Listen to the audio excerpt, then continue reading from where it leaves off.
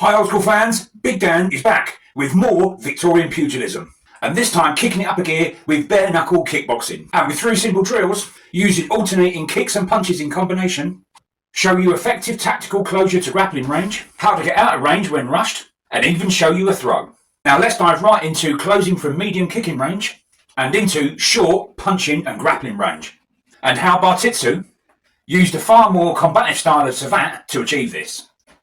With drill 1, chasse cross side kick off front leg with a straight right punch to the face. Drill 2, the chasse cross or side kick off the rear leg without advancing and a left and right straight punch to the face. So there we have the first 2 of 3 drills of Bartitsu's combative Savate that we'll be looking at in detail and later discussing the wider tactical importance and implications of controlling transitioning of all fighting ranges and the dominance of the combat space from punching to grappling range. Exactly what Edward William Barton-Wright's A New Art of Self-Defense, Bartitsu, was designed to do. Now let's technically break down each drill into its component parts, the power generation and transmission of striking energy through targeted areas and correct striking landing angles. Executing drill 1. From left milling guard, right leg half step in to left heel. Lifting left knee, throw hands down to right. Follow through with hips and shoulders while extending the leg. Powerfully driving heel into stomach or solar plexus, toes facing right. Withdraw kick while swinging body and left arm to clear or seize guard arms. Kicking foot hits the ground, push off rear foot into a left lunge, immediately throwing right punch to the face. Land the fist on the bottom 3 knuckles, thumb up, as you are punching onto the softer parts of the skull, nose, mouth or cheek, or even the neck. And return to left milling guard and retreat out of range. So you can now see where the power dynamics come from in this drill. First from the short step in with the back foot, that brings your body weight forward in motion. Adding to this the swinging of the arms, and rotation of shoulders, waist and hips. At the same time extending the kicking leg.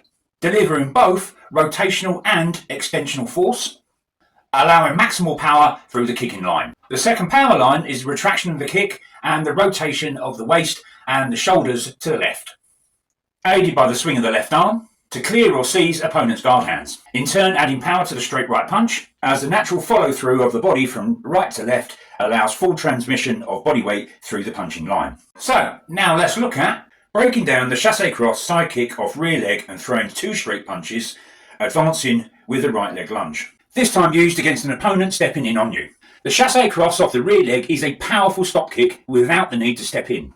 Raising right knee up and forward to waist, pivot on supporting leg. While swinging hips, waist, shoulders and arms 180 degrees left to right, simultaneously straightening the kicking leg. A very powerful kick to stomach or solar plexus, landed with the heel, toes facing left. Retract the kicking leg, landing right leg forwards. Swinging body and right arm left to right to clear or seize guard hands. Lean onto right leg while delivering straight left and right punch, return to left guard retreating. So, now that we understand the mechanics and power dynamics of these 2 drills, and by alternating both drills for demonstration purpose, it is clear to see how these 2 drills control the transition of combat space and all fighting ranges within it. From medium kicking range, just outside of punching range, into and through punching ranges and into effective grappling range, enabling the Bartitsu trained Victorian gent to stop and stun the footpad or street tough with a powerful kick, allowing him timing to step into punching range, to neutralise or seize opponent's guard while simultaneously delivering powerful straight punches, further stunning the attacker, which in turn gives the Victorian gent an in for a throw, or the use of standing grappling techniques to quickly and easily finish his attacker off in the clinch. And something I will now show and discuss with you all. And let's face it folks, in situations of self-defense, the Victorian gent knew all too well something that is largely forgotten today. And that is punching and kicking rarely decide a fight. They merely facilitate the manoeuvring into position where a much stronger technique can be used.